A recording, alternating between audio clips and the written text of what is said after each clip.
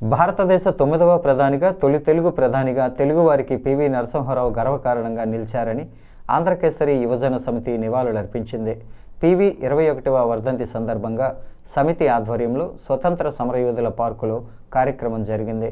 సమితి పూర్వాధ్యక్షుడు దేశిరెడ్డి బలరామనాయుడు అధ్యక్షతన జరిగిన ఈ కార్యక్రమంలో పలువురు పివి నరసింహారావు సేవల్ని కొనియాడారు. సమితి కన్వీనర్ మాదిరాజు శ్రీనివాస్ మాట్లాడుతూ సమితి గౌరవ సభ్యులుగా పివి నరసింహారావు కొనసాగారని, ఇది సమితికి ఎంతో గర్వకారణమని తెలిపారు.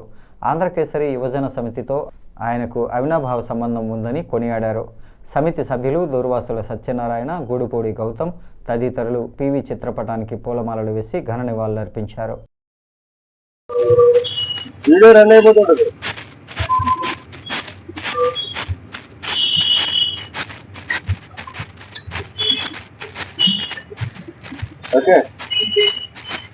ఈరోజు పాములపర్తి వెంకట నరసింహారావు గారు అనే ఆయన వర్ధంతి. ఈరోజు డిసెంబర్ 23వ తారీఖు. వారు మన దేశ ప్రధానిగా తొలి తెలుగువాడిగా దేశ ప్రధానిగా చేసిన సందర్భం ఉంది. వారు మా ఆంధ్రకేసరి యువజన సమితికి గౌరవ సభ్యులు. వారి ద్వారానే మేము ఇక్కడ జూనియర్ కాలేజీని స్థాపించుకోగలిగాం. వారికి మన రాజమండ్రికి, అందులో ఆంధ్రకేసరి యువజన సమితికి అవినాభావ సంబంధం ఉంది.